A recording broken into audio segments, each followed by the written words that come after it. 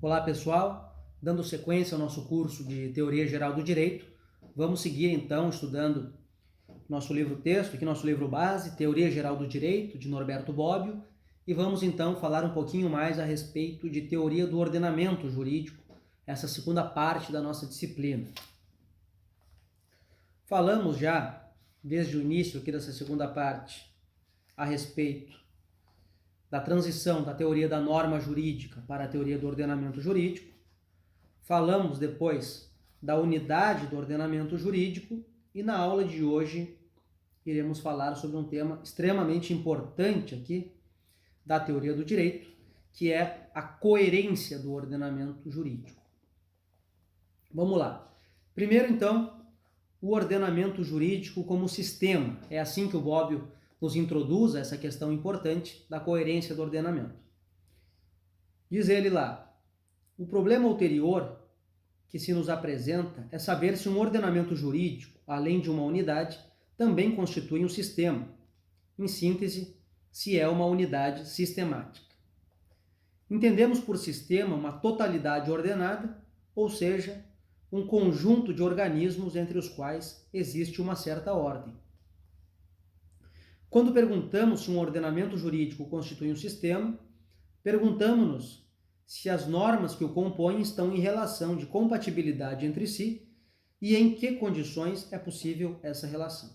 Ele começa apresentando aqui uma construção teórica elaborada pelo Kelsen, que é entre ordenamento normativo estático e ordenamento normativo dinâmico.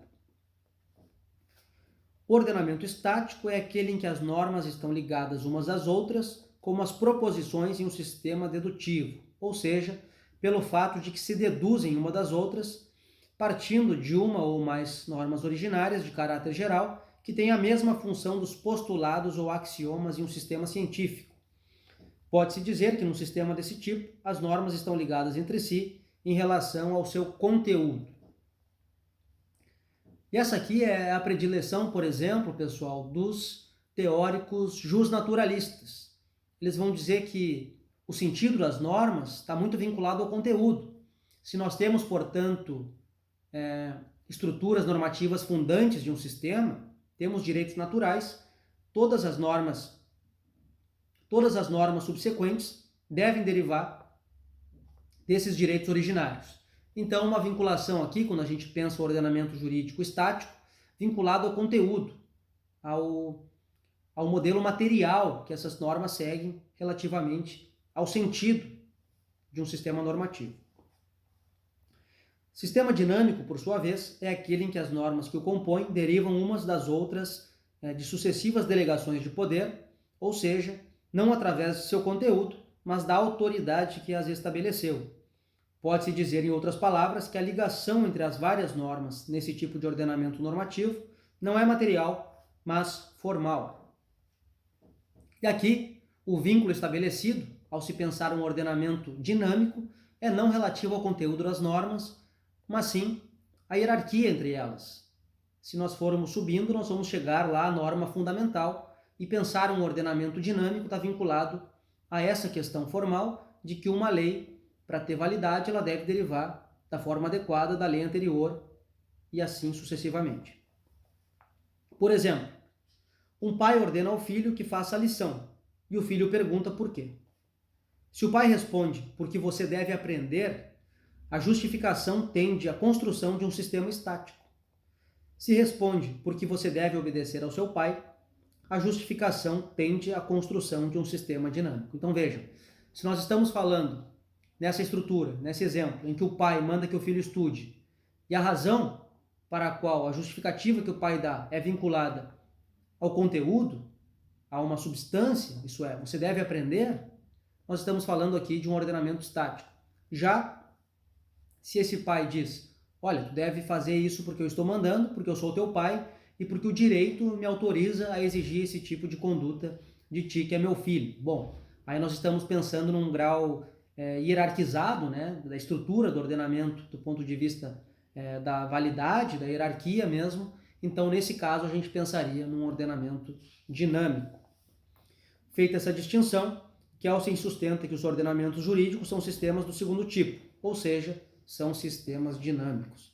Nada de novo até aqui, né, gente? Nós temos pensado aí o direito dentro dessa estrutura positivista, dentro dessa compreensão de uma teoria geral do direito, e já vimos que para a teoria geral do direito importa menos a questão da justeza, né, ou da justiça das leis, e muito mais importa a questão da validade, o fato de essas leis estarem acompanhando, estarem seguindo os ritos procedimentais para a derivação legislativa a partir daquela norma fundamental. Tendo em vista que o sistema dinâmico é definido como aquele em que o critério de pertinência das normas é puramente formal, deve-se concluir que num sistema dinâmico, duas normas em contraste são perfeitamente legítimas. O que ele está dizendo aqui? Está dizendo que se nós aceitamos que um ordenamento jurídico, um ordenamento normativo, como é o direito, ele é um ordenamento dinâmico e a justificação dele está a partir da validade das leis, a partir de remeterem a um poder supremo que nos remete também a uma norma fundamental, é possível que no decorrer dessa criação legislativa, dessa criação normativa, existam preceitos que colidam entre si. Se o ordenamento jurídico atribui lá ao poder legislativo legislar sobre matérias diversas, pode acontecer desse mesmo poder legislativo editar leis que sejam incompatíveis entre si. Mas se o ordenamento é uma unidade, e como pretendemos aqui, como estamos estudando, é um sistema, a gente tem que ter formas de resolver essa questão. Como lidar com leis antagônicas se elas têm legitimidade, gozam dessa prerrogativa que deriva do fato de o ordenamento ser dinâmico, fundado na validade. Vamos lá então. 3 significados de sistema. No uso histórico da filosofia do direito e da jurisprudência, parece-me que emergem 3 diferentes significados de sistema. Primeiro, significado é aquele que é mais próximo do significado de sistema na expressão sistema dedutivo, ou mais precisamente foi calcado nele. Em tal acepção, disse que um dado ordenamento é um sistema, uma vez que todas as normas jurídicas daquele ordenamento derivam de alguns princípios gerais, também chamados de princípios gerais do direito, considerados nos mesmos moldes dos postulados de um sistema científico. Uma das mais constantes pretensões dos justnaturalistas modernos, pertencentes à escola racionalista, foi a de construir o direito natural como um sistema dedutivo. Bom, nessa primeira significação de sistema aqui, nós já vimos que há essa predileção dos justnaturalistas, isto é a compreensão de que um sistema normativo, ou a forma como se devem ir entrelaçando leis, normas e significados a respeito desse sistema, deriva de uma estrutura dedutiva lógica que tem como fundamento esses direitos naturais. Então, as normas posteriores devem estar em harmonia com essas normas anteriores. Um segundo significado do sistema: é muito frequente entre os juristas a opinião de que a ciência jurídica moderna tenha nascido na passagem da jurisprudência exegética à jurisprudência sistemática, ou, em outras palavras, que a jurisprudência tenha se alçado à categoria de ciência, tornando-se sistemática. Bom, aqui é uma defesa lá da pandectística alemã, desde Savigny, dando uma importância maior à questão da jurisprudência, tentando dizer que a realidade é tão complexa que é impossível que nós tenhamos um sistema normativo que dê conta de toda essa complexidade. Então não se deve pensar só essa estrutura mais formal de ciência do direito, dessas questões relativas à validade, mas deve-se também compreender como se está resolvendo as questões, qual é a importância e a influência dos costumes e de o que está nos dizendo a jurisprudência, relegando à jurisprudência esse status também de uma ciência e, a partir daí, falar em sistema normativo. O procedimento típico dessa forma de sistema não é a dedução, mas a classificação. Seu objetivo não é desenvolver de forma analítica, mediante regras pré-estabelecidas, alguns postulados iniciais, mas reunir os dados fornecidos pela experiência com base nas semelhanças para formular conceitos cada vez mais gerais até chegar àqueles conceitos generalíssimos que permitem unificar todo o material fornecido. Então, se nós vimos aqui nessa primeira vertente de sistema uma cadeia de deduções lógicas que tem um princípio e vai se expandindo no tempo, aqui nós temos para essa segunda corrente uma compreensão de sistema muito mais vinculada à construção de direito, que parte de todas essas decisões que vão configurar uma jurisprudência também como um sistema normativo. O terceiro significado aqui de sistema jurídico é sem dúvida o mais interessante para o Bobbio. Disse que um ordenamento jurídico constitui um sistema porque nele não podem coexistir normas incompatíveis. Nesse caso, sistema equivale à validade do princípio que exclui a incompatibilidade das normas. Se num ordenamento passam a existir normas incompatíveis, uma das duas ou ambas devem ser eliminadas. Bom, aqui é a grande proposta e talvez a grande contribuição do Bobbio com a teoria do ordenamento jurídico, porque ele começa a pensar aqui e já começa a nos apresentar o que a gente vai estudar logo em seguida, que é o conceito de antinomia. É quando no mesmo ordenamento jurídico nós temos normas incompatíveis, mas que em havendo essas normas incompatíveis e havendo o caso concreto, é preciso que a gente resolva essa antinomia, é preciso que a gente dê uma resposta, e o Bobbio vai propor aqui que existe uma resposta pensando o direito como sistema, pensando o direito como esse sistema jurídico que tem condições, sim, de dar uma resposta para isso. Num sistema dedutivo, caso haja uma contradição, todo o sistema desmorona. Isto é, nós temos aquela cadeia lógica, histórica, progressiva, que deve ser respeitada, e se há uma falha no meio dessa cadeia, o sistema desmorona, porque ele não conseguiu cumprir aquela função, que é a função de sempre estar respeitando um princípio natural de direito. Num sistema jurídico, a admissão do princípio que exclui a incompatibilidade tem por consequência, em caso de incompatibilidade de duas normas, não o colapso de todo o sistema, mas apenas de uma das duas normas, ou no máximo de ambas. Então a proposta do Bobbio aqui, com essa percepção de um sistema normativo, é a de que, havendo antinomias, o sistema não vai ruir. Havendo antinomias, há critérios. Ou a gente vai excluir uma, ou vai excluir outra, ou vai excluir as duas e vai resolver essa antinomia caso a caso. A unidade do sistema, na forma como existe, ela infelizmente vai fazer com que existam essas antinomias, não há como escapar delas, mas há critérios, há formas de resolvê-las. Se admitirmos o princípio de compatibilidade, para considerar a pertinência de uma norma ao sistema, não bastará mais mostrar sua derivação de uma das fontes autorizadas, mas será necessário também mostrar que ela não é incompatível com outras normas. Nem todas as normas produzidas pelas fontes autorizadas seriam normas válidas, mas apenas aquelas que fossem compatíveis com as outras. Trata-se de ver, de resto, se esse princípio que exclui a incompatibilidade existe e qual é a sua função. Então, se naquela primeira estrutura não poderia haver qualquer tipo de incompatibilidade sob pena de fazer ruir o sistema, aqui nessa proposta bobbiana nós vamos ter que avaliar essa questão da compatibilidade e mais ao fim vamos ver que isso está estritamente vinculado à coerência e como é que funciona isso na prática. Vamos lá então. As antinomias. As antinomias dizem respeito àquela situação em que há normas incompatíveis entre si. E o direito não tolera antinomias. Então vamos lá como é que a gente resolve isso. Isso já vem lá dos gregos, lá dos antigos, lá do direito romano, já vem com muita força essa não admissão de antinomias. Não admitir uma antinomia não significa dizer que elas não vão aparecer, mas significa dizer que há sempre uma forma de resolvê-las. Um dos objetivos da interpretação jurídica era também o de eliminar as antinomias caso surgisse alguma, recorrendo aos mais diversos meios hermenêuticos. Aí o Bobbio faz uma construção aqui, bem lá do plano da lógica, vai fazer um quadrinho aqui de contrários, subcontrários, contraditórios, subalternos, sobre o qual nós não vamos nos debruçar agora. Vamos apenas dedicar um pouco mais de atenção a uma parte que me parece mais pertinente aqui para que a gente compreenda o ordenamento. Se definirmos como normas incompatíveis aquelas que não podem ser ambas verdadeiras, verificam-se relações de incompatibilidade normativa nestes três casos. Então, se nós temos duas normas e que as duas ao mesmo tempo não podem ser verdadeiras, nós vamos estar diante de uma antinomia. E como é que podem ser essas relações em que duas normas não podem ser verdadeiras ao mesmo tempo? Primeiro, a relação entre uma norma que comanda fazer alguma coisa e uma norma que proíbe fazer alguma coisa. Aí nós vamos ter uma situação de contrariedade. Eu não posso ser comandado a fazer X e proibido de fazer X ao mesmo tempo. Não é possível adequar essas duas situações. Há uma antinomia aí. 2.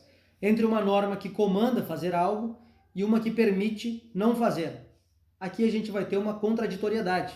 É uma norma contraditória. Isso existe uma norma que me manda fazer X, mas existe uma outra norma que me permite não fazer X se eu não quiser. Aí a gente vai ter vamos ter normas contraditórias entre si. E ainda mais uma relação de contraditoriedade é entre uma norma que proíbe fazer e uma norma que permite fazer. Então, ao mesmo tempo em que eu sou proibido de fazer uma determinada conduta, de ter uma determinada conduta, uma outra lei, uma outra norma me permite fazer aquela conduta, praticar aquela conduta. Bom, então, mais uma vez, vamos estar diante de uma situação de contraditoriedade. Vários tipos de antinomias. Definimos a antinomia como aquela situação em que são criadas duas normas, sendo que uma obriga e a outra proíbe, ou uma obriga e a outra permite, ou uma proíbe e a outra permite o mesmo comportamento. Mas a definição não está completa. Para que possa haver antinomia, são necessárias duas condições, que, embora óbvias, devem ser explicadas. A primeira dessas duas condições para que exista uma antinomia é que as duas normas pertençam ao mesmo ordenamento, o que é óbvio, né, gente? Se estamos falando aqui de um ordenamento jurídico, por exemplo, que comanda algo, e um ordenamento moral que permite não fazer, não há qualquer tipo de antinomia, porque a gente sabe que numa sociedade organizada como a nossa, o que vale é a força da lei, é o direito. Então não há antinomia entre uma norma jurídica e uma norma moral, por exemplo. E, em segundo lugar, as duas normas devem ter o mesmo âmbito de validade. Distinguem-se 4 âmbitos de validade de uma norma: temporal, espacial, pessoal e material. Não constituem antinomia duas normas que não coincidam em relação à validade temporal, à validade espacial, à validade pessoal ou à validade material. Então, se duas normas incompatíveis têm igual âmbito de validade, a antinomia pode ser denominada total. Então vejam como é que funciona isso na prática. Um exemplo aqui do Bob. É proibido aos adultos fumar das 5 às 7 na sala cinematográfica. E há uma outra norma que diz: é permitido aos adultos fumar das 5 às 7 na sala cinematográfica. Dos exemplos mencionados anteriormente, é um caso de antinomia total, o contraste entre proibição de fumar e permissão de fumar. Então a gente vê que há uma norma que proíbe fumar das 5 às 7 na sala cinematográfica e há uma segunda norma que permite fumar das 5 às 7 na sala cinematográfica. E, portanto, nós vamos falar de uma antinomia total. Se duas normas incompatíveis têm âmbito de validade em parte igual e em parte diferente, a antinomia subsiste somente para aquela parte que elas têm em comum e pode denominar-se parcial.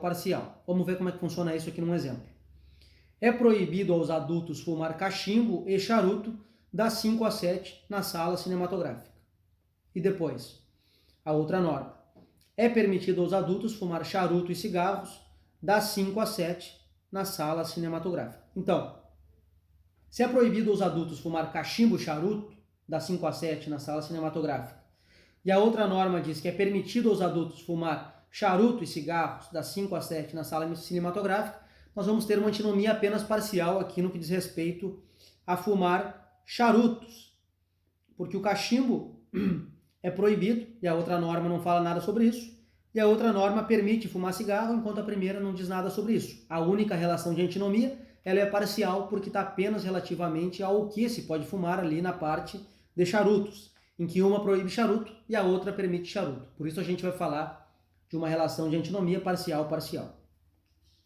E por fim, se de duas normas incompatíveis, uma tem um âmbito de validade igual ao da outra, porém mais restrito, ou em outras palavras, o seu âmbito de validade é em parte igual, mas também em parte diferente em relação ao da outra, a antinomia é total por parte da primeira norma em relação à segunda e somente parcial por parte da segunda norma em relação à primeira, e pode denominar-se total parcial. E mais uma vez o exemplo aqui. É proibido aos adultos fumar das 5 às 7 na sala cinematográfica. E a outra norma diz: é permitido aos adultos fumar apenas cigarros das 5 às 7 na sala cinematográfica. Então nós vamos ter em relação da primeira à segunda uma total, uma antinomia, e da segunda em relação à primeira apenas parcial. Então nessa relação entre as duas, a gente vai falar numa relação total parcial. Para além dessas, gente, dessas antinomias que a gente consegue visualizar de uma forma bem mais tranquila, só vamos retomar mais uma parte aqui, ó. Validade temporal, como é que funciona isso? É proibido fumar das 5 às 7, não é incompatível com, é permitido fumar das 7 às 9. Então elas não estão no mesmo âmbito temporal. Depois, a validade espacial, como é que funciona? É proibido fumar na sala cinematográfica, não é incompatível com, é permitido fumar na sala de espera. Então, em relação ao espaço a que essas duas normas se destinam, se não são os mesmos, não há antinomia. Validade pessoal. É proibido aos menores de 18 anos fumar. Não é incompatível com, é permitido aos adultos fumar. Então, uma está proibindo os menores de 18 e a outra está permitindo os maiores de 18. Então, não há qualquer tipo de antinomia. E, por fim, a validade material. É proibido fumar charutos. Não é incompatível com, é permitido fumar cigarros. Então, em relação a essas duas normas, também não há antinomia. E vamos lá para uma segunda categoria de antinomias que a gente poderia chamar de antinomias impróprias, ou antinomias de princípio. Fala-se de antinomia no direito com referência ao fato de que um ordenamento jurídico pode ser inspirado em valores contrapostos com ideologias opostas.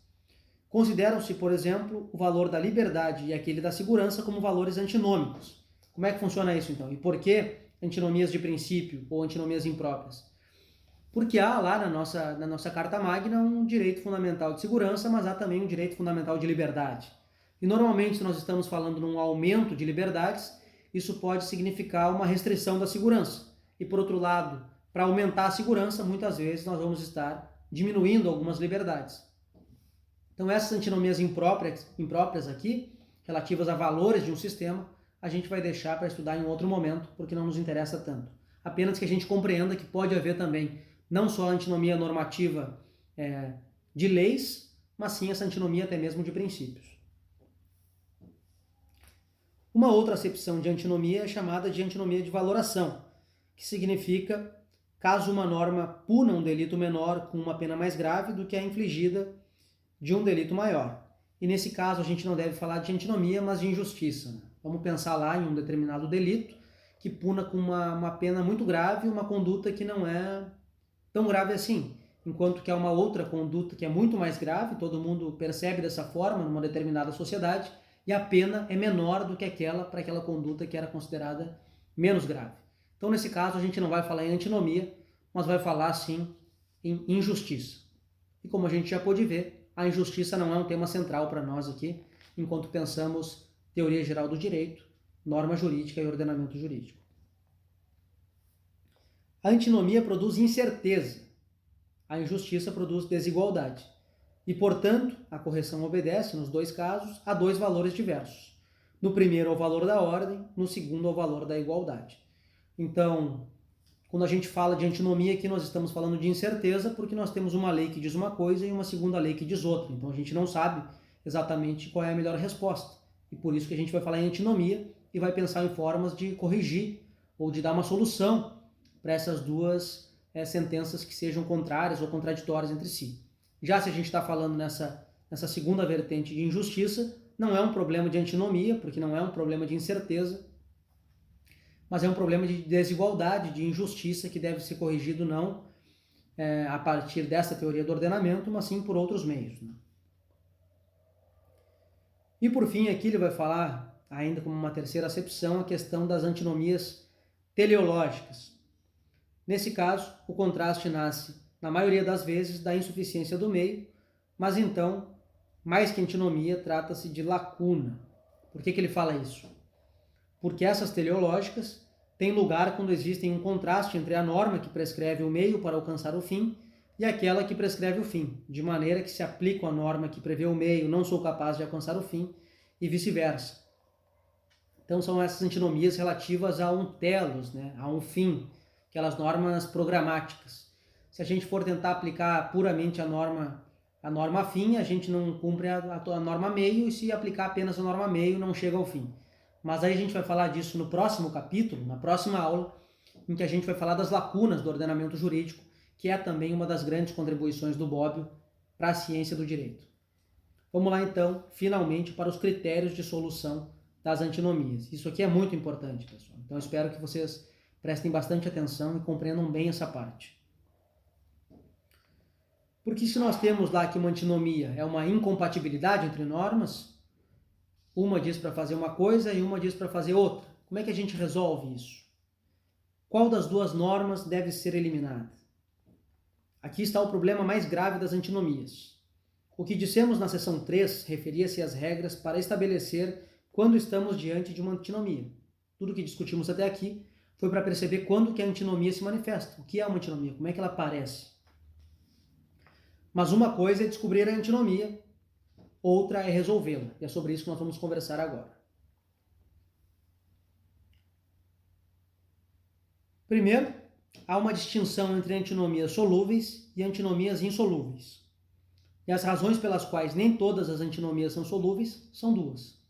A primeira delas, há casos de antinomias em que não se pode aplicar nenhuma das regras que serão explicadas para a solução das antinomias. A gente vai perceber que há casos em que nenhuma das regras se adequa bem, ou se adequa bem para resolver a antinomia. E um segundo caso, há casos em que se podem aplicar ao mesmo tempo duas ou mais regras em conflito entre si. A gente vai ver que há situações extraordinárias também que é possível aplicar as duas, mesmo que estejam em conflito. Mas vamos por partes. Essas primeiras antinomias que são solúveis, ou que a gente pode resolver com esses critérios aqui propostos pelo Bobbio, a gente vai chamar de antinomias aparentes. E essas outras que são insolúveis, ou que não há uma resposta com base nesses critérios, a gente vai chamar de antinomias reais. Então vamos lá. Regras fundamentais para a resolução de antinomias. Primeiro, o critério cronológico. Segundo, o critério hierárquico. E terceiro, o critério da especialidade. O critério cronológico também é chamado de lex posterior. Duas normas incompatíveis, prevalece aquela sucessiva. Lex posterior deroga priori. Então, aquela lei que vem depois abroga a norma que vinha antes. Então, nós temos lá uma disciplina a respeito de um Código de Defesa do Consumidor e o Congresso publica um novo Código de Defesa do Consumidor. Qual que vale? Vale o novo, porque a lei nova derroga a lei anterior, certo? O critério cronológico funciona assim. A lei nova vale mais que a lei antiga. Perfeito? O critério hierárquico, também chamado de lex superior, é aquele no qual prevalece a norma hierarquicamente superior. Lex superior derogat inferiore. Então, nós temos lá o Código de Defesa do Consumidor, mas há lá um determinado preceito que viola um dispositivo constitucional. O que vale? Vale o código que veio depois ou vale a Constituição, que é a lei superior, a lei suprema? Nesse caso, a gente vai dizer que vale a lei hierarquicamente superior. Afinal, isso é o que constitui a própria unidade do ordenamento jurídico. Não haveria como se falar em um sistema lógico se não houvesse um respeito à hierarquia de leis, né, gente? Um problema mais complexo surge para as relações entre lei e costume, porque aqui nós vamos ter uma lei superior, enfim, e o costume que nem faz parte imediatamente do nosso ordenamento positivo, né? Claro que isso varia de país para país. Ainda que o costume constitua uma fonte importante de direito, a gente vai ver aqui que em termos de um ordenamento positivo como o nosso, ele fica um pouquinho para trás, né? Então, com expressão mais corrente, disse que o costume vale secundum e praeter legem, mas não vale contra legem. Em outras palavras, nos ordenamentos em que o costume é inferior à lei, não vale o costume abrogatório. A lei não pode ser abrogada por um costume contrário. Isso é, o que vale para nós aqui em termos hierárquicos é a lei em relação ao costume. Não importa que um determinado costume tenha se incorporado à lei, em termos aqui de uma ciência do direito, de pensar o sistema normativo, nós vamos ter que a lei sempre vale mais do que o costume, não importa ele qual seja. Então, o costume não pode abrogar a lei. O costume não pode fazer com que a lei seja deixada de lado em termos de teoria do direito. A lei vale mais, pelo menos num ordenamento como o nosso, num sistema de civil law. O terceiro critério, chamado precisamente de lex specialis, é aquele com base em que, de duas normas incompatíveis, uma geral e uma especial, ou excepcional, prevalece a segunda, lex specialis derogat generale. Então aqui vamos ter lá que as disciplinas, os contratos de compra e venda, eles têm uma determinada dinâmica, têm uma determinada forma, um determinado rito. Mas lá, em um determinado momento, lá no ano de 1990, o legislador promulga o Código de Defesa do Consumidor. Promulgado o Código de Defesa do Consumidor, se houver alguma alteração em relação à compra e venda nas relações de consumo que se diferencie daquela que estava prevista lá no Código Civil, o Código de Defesa do Consumidor, por ser uma lei especial, ele vai prevalecer. E, bom, acredito que essa primeira parte tenha ficado bem tranquila de entender, né, gente? Os critérios. Critério cronológico, critério hierárquico e o critério da especialidade. Mas talvez vocês já estejam se fazendo essa pergunta aí, e como é que fica quando esses critérios entram em conflito, né? Porque às vezes pode haver mais de uma antinomia, quer dizer, uma antinomia que possa ser resolvível por mais de um critério. Isso é, uma lei é especial, mas a outra é mais nova. Uma lei é especial e mais nova, mas tem uma lei que é hierarquicamente superior. O que vale? Então, é sobre isso que a gente vai falar agora, sobre essa insuficiência dos critérios. O critério cronológico serve quando duas normas incompatíveis são sucessivas. O critério hierárquico serve quando duas normas incompatíveis estão em nível diferente. O critério de especialidade serve no conflito entre uma norma geral e uma norma especial. Até aqui, tudo tranquilo que acabamos de ver. Mas há casos em que se verifica uma antinomia entre duas normas. 1. Contemporâneas. 2. No mesmo nível. E 3. Ambas gerais.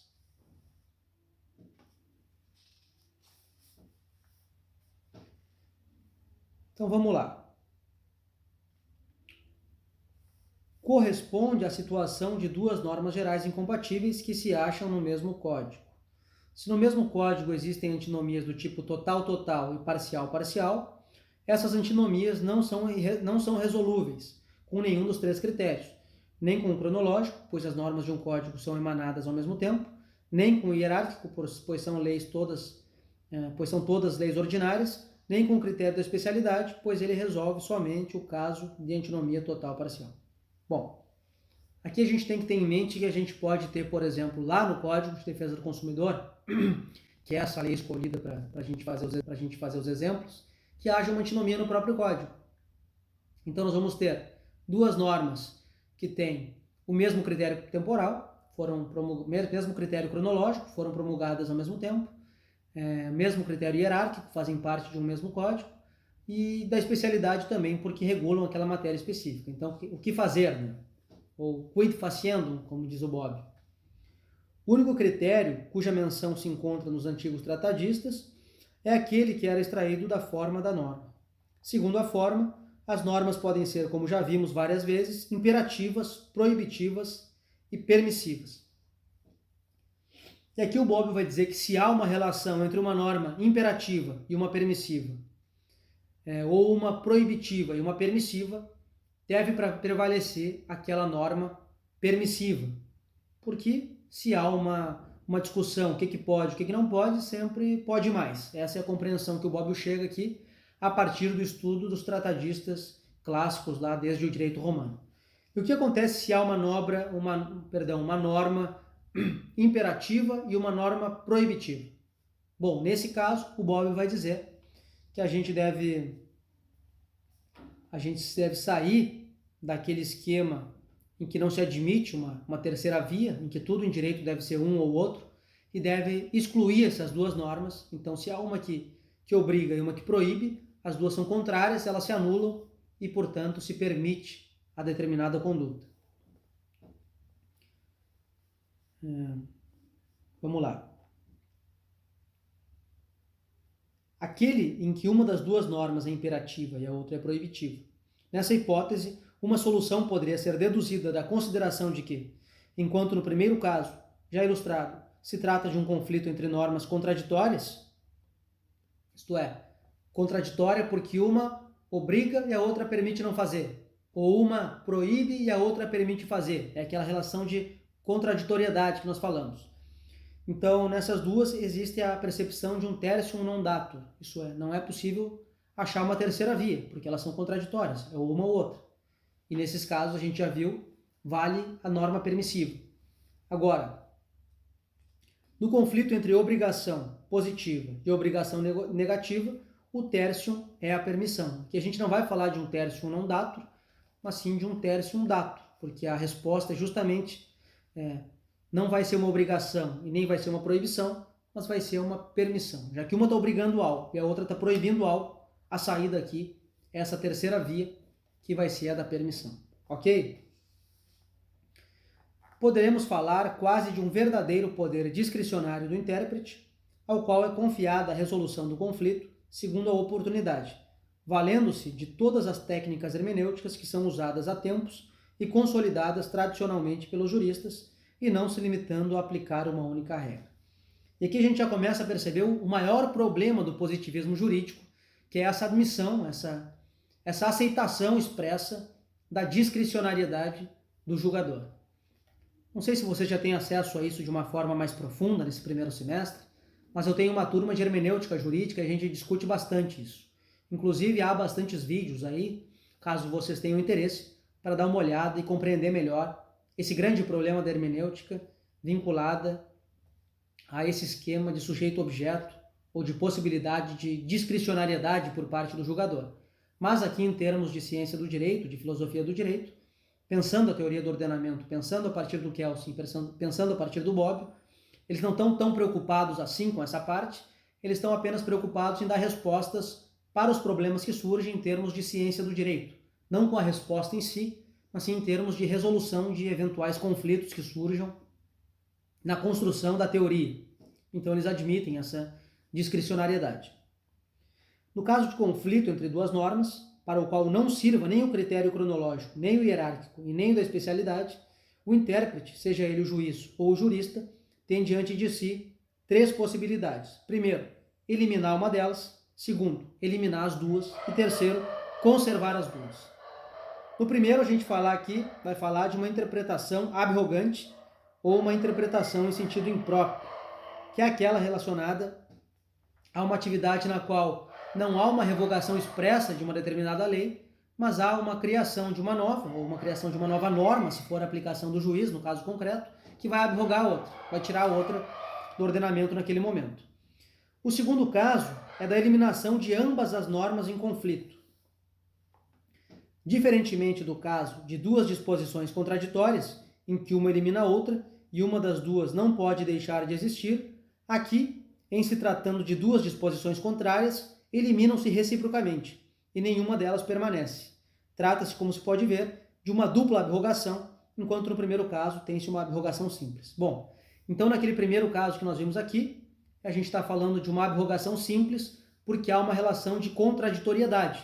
Então fica valendo uma e deixa de valer a outra. Aqui nesse segundo caso, nós vamos ter uma relação de contrariedade. É aquela em que uma obriga e a outra proíbe. E nesse caso, as duas se eliminam entre si. E nós vamos falar dessa dupla abrogação que vai gerar uma solução de permissividade. E a terceira solução é conservar ambas as normas incompatíveis, e talvez aquela a que o intérprete recorre com mais frequência. Mas como é possível conservar duas normas incompatíveis se, por definição, duas normas incompatíveis não podem existir? É possível com uma condição: demonstrar que não são incompatíveis, que a incompatibilidade é só aparente, que a suposta incompatibilidade deriva de uma interpretação unilateral, incompleta ou errônea de uma das duas normas ou de ambas. A tendência usual do intérprete não é a eliminação das normas incompatíveis, mas a eliminação da incompatibilidade. Então ele está nos dizendo aqui que tanto o legislador quanto o juiz, na hora de perceber uma nova norma, ele vai tentar fazer uma adequação para dizer que não é que uma das duas não possa valer, que na verdade nós temos que compatibilizar uma com a outra, é aquele esforço discricionário, aquela atividade de criação normativa que acontece dentro do positivismo. Às vezes, para obter o objetivo, introduz alguma modificação leve ou parcial no texto, e nesse caso tem-se aquela forma de interpretação que se chama de corretivo. E aí vocês já podem começar a perceber isso de uma forma mais crítica, né, gente? Dos problemas de se aceitar esse tipo de solução. Mas, enfim, a verdade é que as leis são invocadas, a sentença tem que ser dada pelo juiz e ele vai ter que tentar compatibilizar ali, se ele não excluir totalmente uma das normas ou não excluir as duas, ele vai ter que tentar compatibilizar essas duas leis, por mais que ele vá tentando construir um sentido de compatibilidade entre elas, para tentar evitar o critério da abrogação da norma. Né? Tudo bem, gente, isso tudo é importante, mas agora a gente chega talvez ao ponto mais importante da aula. Conflito dos critérios. Como é que vai funcionar isso? Existem antinomias insolúveis ao lado de antinomias solúveis. E que as duas, ou melhor, que as razões pelas quais existem antinomias insolúveis são duas. O da inaplicabilidade dos critérios ou da aplicabilidade de dois ou mais critérios em conflito entre si. A primeira parte dessas insolúveis acabamos de falar agora. Agora vamos para aquelas que são as antinomias solúveis ou as antinomias aparentes. Pode ocorrer que duas normas incompatíveis estejam entre si numa relação em que possam ser aplicados ao mesmo tempo não apenas um, mas dois ou três critérios. Para citar um exemplo simples, uma norma constitucional e uma norma ordinária geral, e uma norma ordinária geralmente são emanadas em tempos diversos. Então, de uma forma bem tranquila aqui, nós vamos ter a Constituição, que vem antes e é hierarquicamente superior, e vamos ter o Código de Defesa do Consumidor, que vem depois e que ainda é especial a respeito daquela matéria. É muito comum acontecer isso, essas antinomias que acontecem em planos diversos. E há critérios para resolver isso, que a gente vai ver agora. Bom, para citar também aqui um exemplo mais fácil, basta pensar no caso de uma incompatibilidade entre norma constitucional anterior e norma ordinária posterior. É um caso em que são aplicáveis dois critérios, o hierárquico e o cronológico, mas ao se aplicar o primeiro, dá-se prevalência à primeira norma. Ao se aplicar o segundo, dá-se prevalência à segunda. Não se podem aplicar os dois critérios ao mesmo tempo. Os dois critérios são incompatíveis. Nesse caso, temos uma incompatibilidade de segundo grau. Não se trata mais da incompatibilidade entre normas, sobre a qual discorremos até agora, mas de incompatibilidade entre os critérios válidos para a solução da incompatibilidade entre as normas, ou o que a gente pode chamar de antinomia de segundo grau. Então a gente não consegue mais resolver aquele conflito normativo apenas utilizando um critério, nós somos obrigados a utilizar dois critérios de solução de antinomias normativas. E por isso vamos falar de antinomias de segundo grau. São três os critérios. Os conflitos entre critérios podem ser três. Isto é, são três os critérios, cronológico, hierárquico e da especialidade, e, portanto, os conflitos podem ser três. Entre critério hierárquico e critério cronológico, entre o conflito entre o critério da especialidade e o critério cronológico, e o conflito entre o critério hierárquico e o critério da especialidade. O primeiro, então, conflito entre o critério hierárquico e o cronológico, o critério hierárquico prevalece sobre o critério cronológico. De novo, já falamos brevemente sobre, mas é muito tranquilo resolver. Se há um conflito entre normas, vale a norma superior, vale a Constituição em relação a uma norma, uma lei ordinária. Tranquilo, gente, coisa mais básica do mundo. Segundo, conflito entre o critério da especialidade e o critério cronológico. Também aqui vai ser tranquilo. O conflito entre o critério de especialidade e o critério cronológico deve ser resolvido em favor do primeiro. A lei geral sucessiva não elimina a lei especial anterior. Então, se nós temos lá aqueles ditames lá que regulam relações de compra e venda, e de repente vem um Código de Defesa do Consumidor e fala a respeito de compra e venda nas relações de consumo, e vem depois uma alteração do Código Civil falando de novo de uma forma genérica de compra e venda, para as relações de consumo continua valendo o Código de Defesa do Consumidor, porque essa lei especial ela prevalece em relação ao critério cronológico de uma lei posterior que eventualmente venha a surgir. E o terceiro conflito é o conflito entre o critério hierárquico e o critério de especialidade. E aqui o Bob vai dizer que uma resposta segura é impossível. Não existe uma regra geral consolidada. A gravidade do conflito deriva do fato de que estão em jogo dois valores fundamentais de todo o ordenamento jurídico: aquele do respeito à ordem, que exige o respeito à hierarquia e, portanto, ao critério da superioridade, e aquele da justiça, que requer a adaptação gradual do direito às necessidades sociais e, portanto, o respeito ao critério da especialidade. Então, o Bob só chama atenção aqui para esse caso porque, eventualmente, uma norma hierárquica superior, ela não dê a melhor resposta para o caso concreto e, na verdade, vai ser essa norma especial, justamente em razão de normas especiais em relação a assuntos específicos, serem uma forma de aperfeiçoar uma determinada disciplina. Então, pode acontecer de leis especiais, segundo o Bob aqui, nessa relação de antinomia que prevaleça o critério da especialidade. Em linhas gerais, eu entendo que deve prevalecer o critério de hierarquia, né? Por exemplo, quando a gente pensa qualquer questão constitucional, fica muito difícil de colocar uma determinada questão específica à frente dessa questão constitucional. A proposta que o Bob faz aqui é que se resolva em favor daquela parte que seja mais vulnerável. É claro que é difícil também, na prática, determinar isso e vai ficar, mais uma vez, a critério da discricionariedade do julgador no caso concreto, que é um problema. O dever de coerência, para encerrar então, já vamos aqui para a parte final da nossa aula. O Bob começa dizendo o seguinte: todo o discurso feito neste capítulo pressupõe que a incompatibilidade entre duas normas é um mal a ser eliminado e, portanto, pressupõe uma regra da coerência, que poderia ser formulada da seguinte maneira: em um ordenamento jurídico não devem existir antinomias. É isso que a gente tenta, né? Não deve existir antinomia. Ora, se eventualmente há uma situação conflituosa de leis que parece uma antinomia, há critérios para a solução dessa antinomia. Então, em tese, não deve haver, se houver, há os critérios para resolver. Isso é coerência. Quando destinado aos produtores de norma, a proibição soa da seguinte maneira: não criem normas que sejam incompatíveis com outras normas do sistema. Em relação aos legisladores, essa é a ordem implícita de um ordenamento que pretende não criar antinomias. Vocês, legisladores, não criem normas incompatíveis com outras normas. Quando destinadas aos aplicadores, a proibição assume uma outra forma. Caso deparem com antinomias, devem eliminá-las. Isto é, se a gente chega lá para falar com o aplicador da lei, com o juiz de direito, eventualmente se aparecer uma antinomia, elimina essa antinomia e resolve o caso concreto. Então são comandos diversos, né, para evitar a antinomia.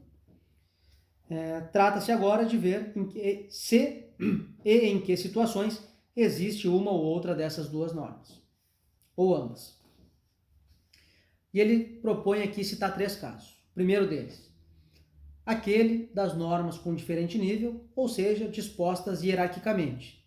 Nesse caso, geralmente a regra da coerência existe em ambas as formas. Primeiro, hierarquicamente, se você é um membro lá da Assembleia Legislativa do Estado, não edite normas, não crie normas que estejam em conflito com a Constituição. Obedeça ao critério hierárquico. Então, essa proibição da antinomia vai funcionar dessa forma, para os legisladores. Já em relação aos magistrados, vai ser: não aplique uma lei municipal que esteja em contrariedade à Constituição Federal. Basicamente é assim que funciona essa primeira proposta aqui de pensar essas antinomias dentro da coerência do sistema desde um viés hierárquico. Segundo caso, o caso das normas de mesmo nível sucessivas no tempo. Nesse caso, não existe nenhum dever de coerência por parte do legislador, enquanto existe por parte do juiz o dever de resolver a antinomia, eliminando a norma anterior e aplicando a norma sucessiva. Isto é, o legislador ele não está adstrito a essa proibição de criar uma antinomia vinculada ao critério temporal. Não é porque há 10 anos foi criada uma determinada lei a respeito de um determinado assunto que o legislador não pode criar uma nova lei agora falando desse mesmo assunto e mudando isso. Para ele não há qualquer tipo de antinomia aí. Ele apenas vai fazer uma atualização legislativa. Já em relação ao magistrado, pode acontecer essa antinomia. Porque nessa lei que foi criada lá no Poder Legislativo, pode não haver uma uma derrogação expressa da lei anterior. Então, de certa forma, ficam valendo as duas ao mesmo tempo, em tese. Mas quando chega lá para o juiz de direito, ele vai ter que se valer do critério cronológico para decidir. Então, se essa lei nova surgiu para regular uma mesma matéria, vai valer a lei nova e é assim que o magistrado deve resolver essa antinomia. Terceiro, o caso das normas de mesmo nível, contemporâneas, como, por exemplo, a criação de um Código de Processo Penal, e vai dizer o Bob. Também nesse caso não há nenhuma obrigação juridicamente qualificada por parte do legislador de não se contradizer, no sentido de que uma lei que contenha disposições contraditórias é sempre uma lei válida. Sendo assim, são válidas ambas as disposições contraditórias. Então vejam, o legislador tem a prerrogativa de legislar e eventualmente lá ele vem a promulgar um Código de Processo Penal que tem normas contraditórias entre si. Ele não está adstrito por nenhuma ordem superior que limite essa produção normativa, essa produção legislativa por parte dele. Então, é claro que isso vai ser problemático, eventualmente vai gerar antinomias lá no processo, que vão ter que ser resolvidas pelo juiz, mas em tese não há nenhum critério formal impeditivo para o legislador de criar um determinado código, um compilado que contém essas normas contraditórias. Quanto ao juiz, que estiver diante de uma antinomia entre normas, suponhamos de um código, ele não tem nenhum dever juridicamente qualificado de eliminar a antinomia. Simplesmente a partir do momento em que duas normas antinômicas não podem ser ambas aplicadas ao mesmo caso, ele se verá na necessidade de aplicar uma delas e deixar de aplicar outra. Então, mesmo lá no caso do Código de Processo Penal, pode ser que naquele caso há aquelas duas normas contraditórias, mas naquele caso elas não aparecem. Não aparecem as duas vinculadas a esse mesmo caso. Então, não há nada que o juiz tenha que resolver. Agora, eventualmente, pode ser que essa contradição, que está lá no mesmo diploma legal, digamos que ambas as partes invoquem esses dispositivos contraditórios, aí sim o magistrado vai ter que dar uma resposta, e aí vai entrar naquela questão bastante complicada que nós vimos lá, porque não há como resolver isso com base nos critérios clássicos, então o magistrado vai ter que optar lá por aplicar uma ou outra, ou não aplicar nenhuma, né? Ou aplicar as duas, se for possível, fazendo aqueles ajustes. Por fim, então, a última parte. Duas normas incompatíveis, de mesmo nível e contemporâneas, são ambas válidas. Não podem ser contemporaneamente ambas eficazes, no sentido de que a aplicação de uma ao caso concreto exclui a aplicação de outra, mas são ambas válidas. No sentido de que, não obstante o conflito entre elas, continuam ambas a existir no sistema e não há remédio para a sua eliminação, exceto, é claro, a abrogação legislativa. Então há lá no mesmo dia a promulgação, digamos, de duas leis diversas que tratam sobre o mesmo assunto, claro, uma situação hipotética, né, gente? Mas mesmo pensando dentro de um mesmo código, de um mesmo estatuto que é promulgado, pode acontecer isso. Então é uma lei de mesmo nível hierárquico, de mesmo critério cronológico, publicada ao mesmo tempo, e ainda, como regula uma mesma matéria, não há como resolver o critério da especialidade. Em tese, gente, mesmo que haja dispositivos contraditórios, contrários, ambos valem. Até que, no caso concreto, tem que se decidir, e aí vai se optar pela eficácia de uma ou de outra naquele caso.